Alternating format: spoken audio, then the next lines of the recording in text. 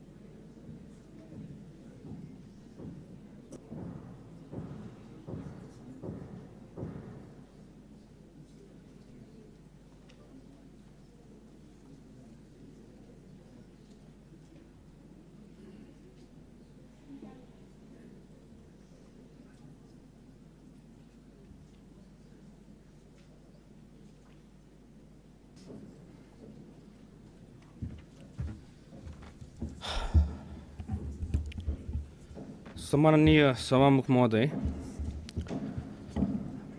आज म यहाँ बोल्न आएको। म धेरै साथीभाइहरू देखेँ, मानिसज्यूहरू उठेर घाँटी सुक्ने गरी चिचाइराख्नु भएको थियो, देखेँ मैले।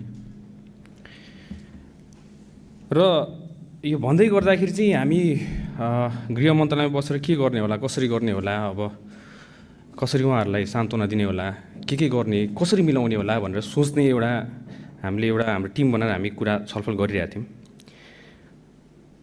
म यो सम्मानित सदनलाई सभामुख मार्फत सोध्न चाहन्छु, कतिजना हुनुहुन्छ हिजो त्यो हस्पिटलमा तपाईँहरू? जतिजनालाई घाँटी चिचार गराउनु भइरहेछ यहाँ? घाँटी चिच्याएर कराएर हुँदैन यहाँ सदनमा मात्र। म जनताको सेवा गर्छु भनेर मुखले बोलेर हुँदैन, त्यो मुखले बोलेको 50औं वर्ष भइसक्यो। हामीले हातले गर्नुपर्छ, ठाउँमा गएर गर्नुपर्छ। आफ्नो जनताको सेवा ठाउँमा गएर गर्नुपर्छ, उहाँहरूको पीडाको ठाउँमा बुझेर गर्नुपर्छ। त्यसलाई तपाईँहरू स्टन्टबाजी भनेर भन्नुहुन्छ। मलाई इच्छा छैन यहाँ कसैको लागि स्टन्टबाजी गर्नलाई, आफ्नो देशको सेवा गर्न आएको। जानी नजानी अन्जानमा होस्, आफूले सक्ने नसक्ने हामीले गरेर हातमा पानी राखेर यसरी गर्दै बिस्तारै हिँड्दै हामी यहाँसम्म आएको। पोखलाकी देश दुर्घटनामा जाला कि भनेर। त्यसलाई तपाईँले स्टन्टबाजी भनेर भन्नुहुन्छ। हामीलाई थाहा छ हाम्रो पीडा हामीले कसरी यो फेस पार गऱ्यौँ भनेर। हामीलाई मात्र थाहा छ त्यो पीडा। अब आज म यो सम्मानित सदनलाई सभामुख मार्फत सरकार कसरी सञ्चालन हुन्छ भनेर तपाईँलाई म सिकाउन चाहन्छु। हाम्रो 3 तहको सरकार हुन्छ। एउटा सङ्घीय सरकार भयो, एउटा प्रदेश सरकार भयो र एउटा स्थानीय सरकार भयो। जुन ठाउँमा घटना घट्यो त्यो ठाउँमा ट्राफिकले लगाएको होइन, ट्राफिकले व्हिल लक गरेको होइन। कुनै भिडियोमा छ ट्राफिकले लगाएको, त्यसमा व्हिल लक लगाएको छ, नगर प्रहरीले लगाएको छ। म विपक्ष दलका साथीहरूलाई, मान्छेहरूलाई सोध्न चाहन्छु, स्थानीय सरकार कसको छ अहिले? राष्ट्र स्वतन्त्र पार्टीको छ? यो प्रदेश सरकार कसको छ अहिले? राष्ट्र स्वतन्त्र पार्टीको छ? दुई तहको सरकार त तपाईँहरूसँग छ। यो नियम कानुन हामीले बनाएको, तपाईँहरूले बनाएको, तपाईँले कार्यान्वयन गर्नु नसकेर हामीले कार्यान्वयन गरेर हामीले देखाएको र त्यही नियम कानुनमा टेकेको हो हामीले। अहिले ब्ल्याक टिनको कुरा आइरहेछ, कालो सिसा लगायो। त्यो कालो सिसा बनाउने नियम हामीले कोरेका थियौँ, तपाईँहरूले कोर्नु भएको। त्यसलाई हामीले पालनामा त गराएको। कति कुराहरू तपाईँहरूले जानेर अबुझ गर्नुभएको। किन म धेरै भयो मैले सहेको। अब यो सम्मानित सदनलाई एउटा रेस्पेक्टेड भ्यू पोइन्टबाट हेर्नुपर्छ, यसमा अलि आफूले बोल्दाखेरि एकदम मर्यादा राखेर बोल्नुपर्छ, तर घुटकन भइसक्यो। गाह्रो हुन्छ कहिले कहिले तपाईँको यसरी हेर्दाखेरि के आफ्नो देश राम्रो होला भनेर हामीहरू सबै युवाहरू एउटा आशाले लडेका थियौँ र आज आएर विपक्ष दलका साथीहरू जतिजना मित्रहरू हुनुहुन्छ, जतिजना राजनीतिज्ञहरू हुनुहुन्छ, देश चलाएर 50औं वर्ष राज गरेका माननीयज्यूहरूबाट हामीले सिक्नुपर्नेमा आज हामीले यस्तो कुरा देख्नु पाइरहेछौँ। हामीले तपाईँहरूबाट सिक्नुपर्ने होइन र? तपाईँहरूको गल्तीले हामीले सिक्नुपर्ने होइन र? हामी अगाडि बढ्नुपर्ने होइन र? यो देश त तपाईँको पनि हो। हाम्रो बहुमतको सरकार होला, तर यो देश तपाईँको पनि हो। तपाईँलाई पनि जनताले जिताएरै पठाएको। मलाई अचम्म लाग्छ आज आफ्नो यहाँ पीडा यसरी गरेर पोख्नु पर्दाखेरि एउटा मन्त्रीको हैसियतले, एउटा नागरिकको लागि हामीले हिजो रातभरि खट्यौँ। म यत्तिकै यो आँसु झऱ्यो, किनभने आफूले अथाक प्रयास गर्दा गर्दा पनि नहुँदाखेरि त्यो चित्तै नबुझ्ने रहेछ।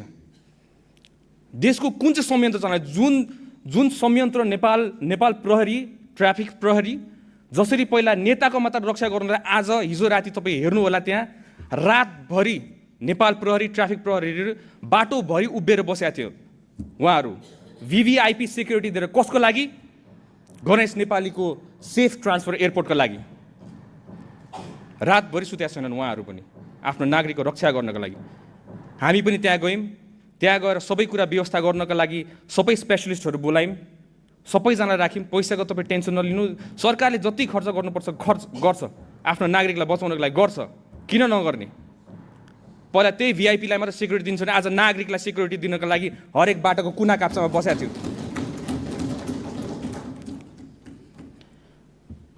तर त्यतिखेरको कन्डिसन तपाईँलाई थाहा छैन। किन थाहा छैन? किन तपाईँ त्यहाँ पुगेकै छैन। डक्टरसँग कन्सल्ट गर्नु पऱ्यो, कुरा गर्नु पऱ्यो। डक्टरहरू हामीले उता इन्डियन साइडलाई पनि हामीले पर्मिसन लिनु पऱ्यो। राति परिसकेको थियो, पर्मिसन लिन परराष्ट्रलाई हामी परराष्ट्र मन्त्री उठ्नुभयो, परराष्ट्र सचिव उठ्नुभयो, इन्डियन एम्बेसीसँग कोर्डिनेसन गर्नुभयो।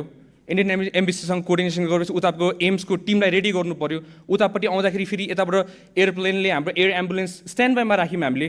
म आफै गएर त्यहाँ निरीक्षण गरेँ, किनभने हाम्रो डोमेस्टिक एयरपोर्ट जाने बाटोमा चाहिँ तपाईँको त्यो पिच भएको छैन। त्यो गल्ती हामीले लिनुपर्ने, पिच नभएको। त्यतिखेर हाम्रो गणेश नेपाली त्यही एम्बुलेन्समा जाँदाखेरि हल्लिएर केही होला कि भनेर डर लागेर मैले राति नै एयरपोर्टमा गएर 10 नम्बर बेमा लिएर आउनुपर्छ तपाईँहरूले, यतापट्टि सजिलो हुन्छ भनेर हामीले भनेर आएको छौँ। र राति एयरपोर्टमा आफै गएको त्यसलाई स्टन्टबाजी भनेर भन्नुहुन्छ भने यस्तो स्टन्टबाजी सबैजनाकोबाट चाहियो आफ्नो नागरिकलाई सेवा गर्नलाई।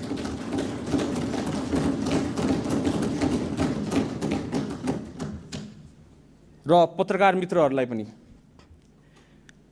तपाईँले सोध्नु होला, जतिजना मानिसहरूले त्यसलाई स्टन्टबाजी भन्नुभयो, क्यामेरा लिएर हिँड्छ भनेर। क्यामेरासँग भाग्ने मान्छेहरू हामीहरू, क्यामेरा आएर बोलेको तपाईँले हतपत्त हामीलाई देख्नु हुँदैन। हामी फिल्डमा उत्रेर काम गर्ने मान्छेहरू, हामीलाई त्यति राम्रोसित बोल्नु आउँदैन होला, तर राम्रोसित काम चाहिँ गर्नु आउँछ, आफ्नो देशलाई जोगाउनु आउँछ। चाहे तपाईँ नै होस्, तपाईँको जिम्मेवारी पनि हाम्रै टाउकोमा छ। हामीले नै त्यो जिम्मेवारी निर्वाह गरेर हामी तपाईँको सुरक्षाको लागि हामी खटिरहेछौँ।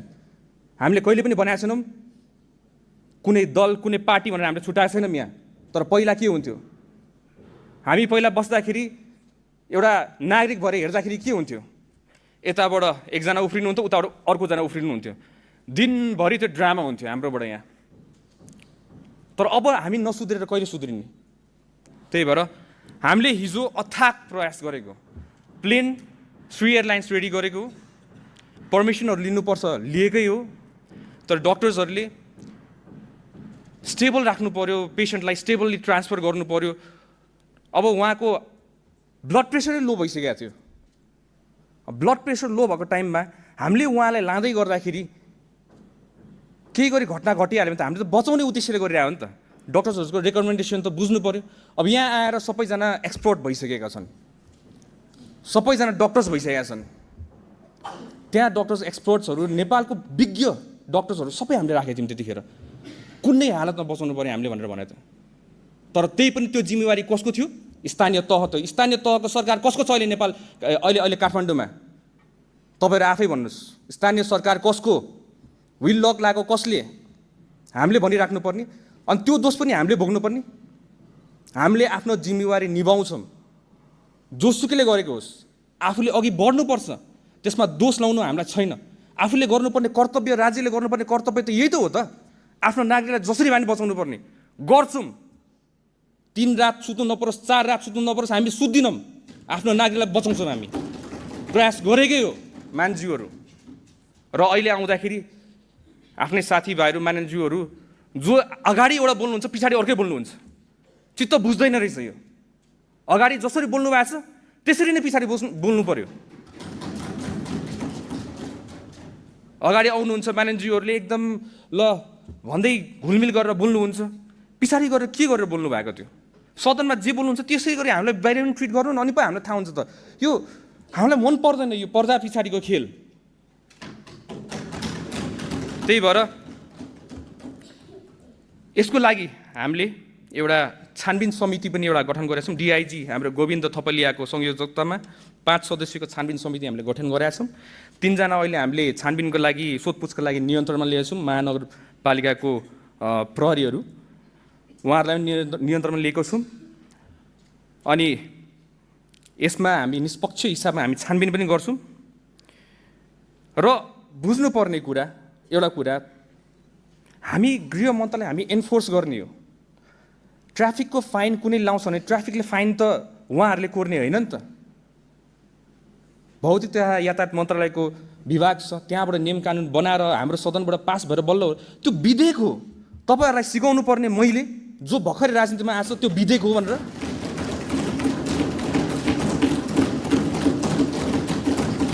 मलाई भन्नुभएको होइन तपाईँहरूले, कतिजना मानिसहरूले मलाई भन्नुभयो होइन संविधानको स थाहा छैन यहाँ आएर भने। अहिले आएर संविधान स थाहा नहुने मान्छेले तपाईँलाई संविधान सिकाउनु पर्ने यो दिन आएको हो यो सदनमा। त्यही भएर मान्छेहरू यो सम्मानित सदनको गरिमा राखिराखौँ। In respected way. नेपाली जनताले धेरै आशा गरेका छन् यसपालि हामीबाट, तपाईँबाट पनि आशा गरेका छन्, हामीबाट पनि आशा गरेका छन्। र यसमा पक्ष र विपक्ष भन्नाले एउटै डुङ्गामा चढेर जाउँ न, एउटा नेपाल राम्रो बनाउनको लागि। के छ र? गल्ती हाम्रो भयो भने हामी सुधारौँला, गल्ती तपाईँबाट सुधारौँला। किन यो भेदभाव कति गर्ने हामीले? यो कति हेर्ने? नेपाली जनताले कति सहने? र यसलाई अहिले आएर कसैको पीडालाई राजनीतिकरण गर्ने, कसैको पीडालाई, यस्तो त गर्नु भएन नि हजुर। यो त इस्यु होइन नि त।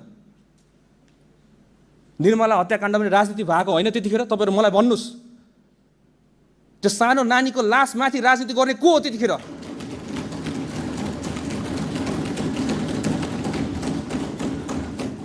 त्यही भएर यसमा हामीले गर्नुपर्ने हाम्रो आफ्नो दायित्व, नेपाल सरकारको तर्फबाट दायित्व, हामीले 1 इन्च पनि हामी छोड्दिनौँ। हाम्रो आफ्नो कर्तव्य पुरै गर्छौँ। र नचाहँदै पनि आफ्नो अथक प्रयासपछि पनि आज हाम्रो गणेश नेपाली भाइले आज हामी माझ हुनुहुन्न। म बुझ्छु यो कुरा, तपाईँहरूको प्रश्नहरू म बुझ्छु, तपाईँको धेरै क्वेसन्सहरू छ, तर हामी त्यहाँ हुँदै गर्दा हामीले आफ्नो बेस्ट दिएको। विश्वास गर्नुहोस्, मलाई ढाँट्नु आउँदैन। म पहिलादेखि भन्छु, मलाई ढाँट्नु आउँदैन, मलाई ढाँट्नु मन लाग्दैन। र अहिले यस्तो गरिमा म सदनलाई मैले ढाँट्दाखेरि मलाई पाप लाग्छ। मैले सारा नेपाली जनतालाई ढाँटिरहेको हुन्छु। म यस्तो ढाँट्नु मलाई मन लाग्दैन। जे हो यही हो रे यथार्थ। तपाईँले मिडियाकर्मी साथीहरूलाई सोध्नु होला, कहिले मैले बोलाएको छु मिडियाकर्मी साथीलाई मलाई आएर घेरेर बस्छ भनेर? कहिले भनेको छु मैले? उहाँहरूले आफ्नो कर्तव्य निर्वाह गर्नलाई धेरैवटा प्रश्न गर्नुहुन्छ, त्यही पनि मैले प्रश्न उत्तर नदिकन आफ्नो काममा सुरु हिँड्छु। कति कुरा मैले चिप्लेर बोली, किन सदनमा हेर्दै गर्नुहोस् न, म यहाँ उभिनेपछि सबैजना कसरी हेर्नुहुन्छ, अब सुदन गुरुङले गृहमन्त्रीले केही चिप्लाउँछ र त्यसलाई भाइरल बनाउँला भनेर बुझिरहेको हुन्छ। त्यो हो तरिका। तर त्यही पनि कतिजना मानिसज्यूहरू विपक्षी मानिसज्यू भए पनि मलाई माया गर्नुहुन्छ, मैले देखाएको छु। हाम्रै मानिसज्यूहरू धेरै माया गर्नुहुन्छ। कति गलत गर्ला कि हामीले सच्चाइ दिनुपर्छ म सम्झाइ पनि राख्नुहुन्छ, त्यसमा म एकदमै आभारी छु। I am very happy, I am more than happy. म एउटा जेनेरेसनलाई रिप्रेजेन्ट गर्छु, एउटा युथलाई रिप्रेजेन्ट गर्छु, एउटा नयाँ पुस्तालाई रिप्रेजेन्ट गरेर हामीहरू आइरहेको छौँ। र त्यो पुस्ताको इज्जत धान्ने कर्तव्य मेरो हो। र म त्यो पुस्ताको इज्जत फाल्न नदिनको लागि म हर कदम प्रयास गर्छु। तपाईँहरूको नि इज्जत नफाल्नको लागि विदेशमा गएर म तपाईँहरूको इज्जत पनि धान्नलाई म हर कदम प्रयास गर्छु। चाहे तपाईँ काङ्ग्रेस होस्, चाहे तपाईँ एमाले होस्, तपाईँ माओवादी होस्, हामीलाई त्यस्तो सरकार छन्। तपाईँ एउटा नेपाली हो मेरो लागि, तपाईँ मेरो दाजु हो, मेरो भाइ हो। सारा संसारमा सारा ठाउँमा मैले भनिसकेको छु यो कुरा। त्यही भएर कतिपय प्रश्नहरू गर्दाखेरि हेलिकप्टरको विषय उठाउनु भयो। समय मलाई अलिकति समय दिनु होला है, म धेरै कुरा मलाई भन्नु मन लागिरहेछ आज। यो हेलीको विषयमा अब धेरैजना मानिसहरूले उठाउनु भयो। हेली, हाम्रो त्यो हेली पानीमा खोलामा गाडी छिरो, हेली किन गएन? We need to work smart. हामी यो जेनेरेसनको मान्छे, हामीसँग ड्रोन छ र हेली तपाईँ आफै, म तपाईँलाई प्र्याक्टिकल्ली आज म भन्छु, त्यो ठाउँमा हेली त्यत्रो माथि उड्दाखेरि मुनिको बगिरहेको देखिन्थ्यो होला। हेली जाँदाखेरि गाडी मुनि छिरिसक्यो, खोलामा गइसकेको। म फर्स्टमा अपडेट डिजास्टरको बारेमा म 10 years एक्सपिरियन्स छ, मैले बुझ्छु के भयो भने तुरन्त आत्तेर फोन गर्छु म। त्यतिखेर बुझ्दै गर्दाखेरि पानीभित्र छिरिसकेको अवस्था थियो र एकजना व्यक्ति त्यहाँ अड्किराख्नु भएको अवस्था, उहाँको लास्ट कन्डिसनमा थियो। हेलीले उद्धार गर्नलाई तपाईँको सर्टन चिजहरू चाहिन्छ त्यसमा, र त्यो मुनि गएर खोज्नु मिल्दैन। त्यसमा ड्रोन चाहिन्छ। ड्रोन भयो भने तपाईँको मुनि गएर हामीले चाहिँ मजासित कहाँ सकेको छ भने खोज्नुपर्छ।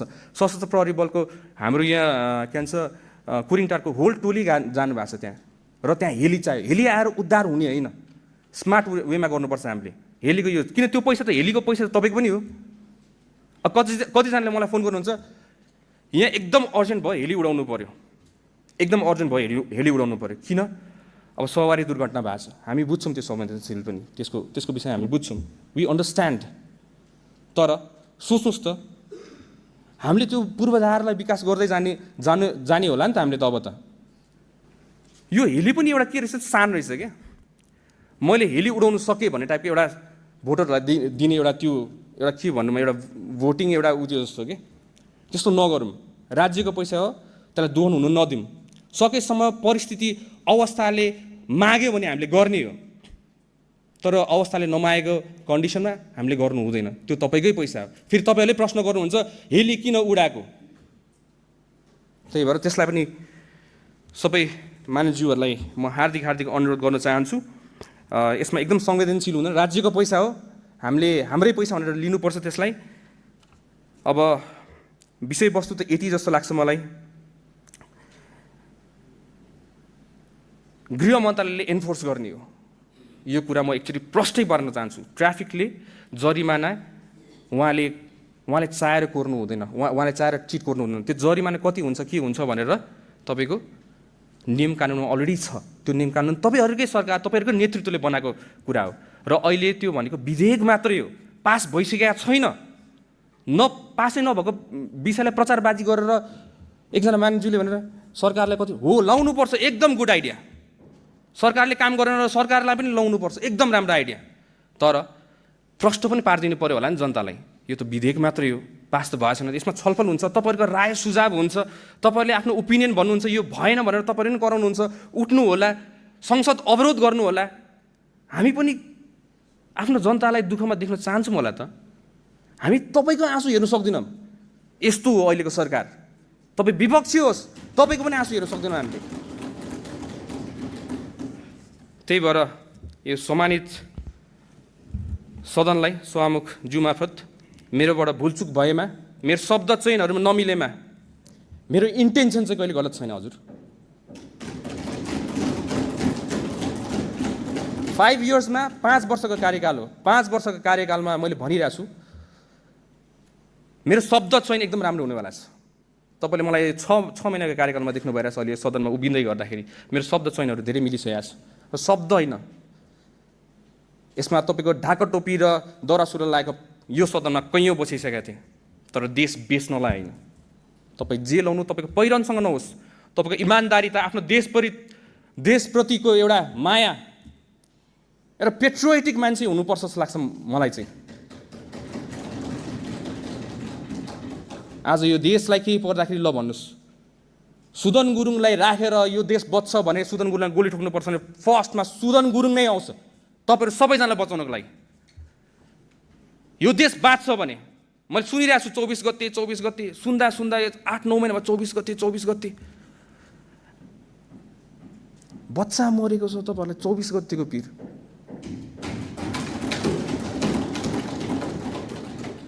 कति कुरा नियम अहिले भनिरहेको छ। हाम्रो जेनजीको माग कति पुरा भएको छैन।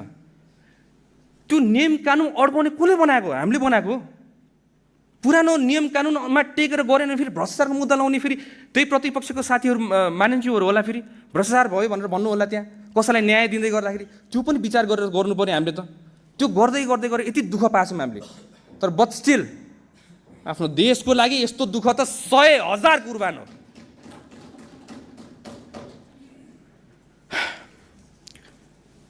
हुन्छ महोदय, यो सम्मानित सदनलाई भयो होला मेरोबाट गल्ती, कति कुरा अलि जानी नजानी भयो होला, म त्यसको लागि नि माफ माग्न चाहन्छु। मेरो शब्द चयनले कसैलाई घोच्यो होला, त्यसमा नि माफ माग्न चाहन्छु। तर हाम्रो सरकारको इरादा नेक छ, मेरो इरादा पनि नेक छ। हामीहरूलाई देश राम्रो होस्, त्यो बाहेक हाम्रो केही चाहिँदैन।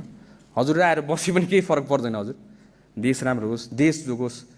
देश रहे त हामी रहन्छौँ, नत्र हामी त किन रहन्छौँ र? देशलाई त अब त जोगाउनै पर्ने होला नि त। तपाईँहरू बल्ल यत्रो दुःख गरेर तपाईँहरू नि यत्रो चुनाव लडेर आउनु भएको छ।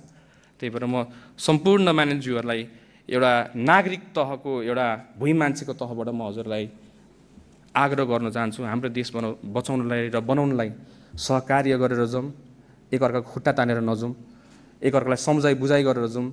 हाम्रोबाट गल्ती कमी कमजोरी छ भने सम्झाएर जाउँ, बुझाएर जाउँ, मिलेर जाउँ र देशलाई एउटा निकास दिउँ। धेरै धेरै धन्यवाद।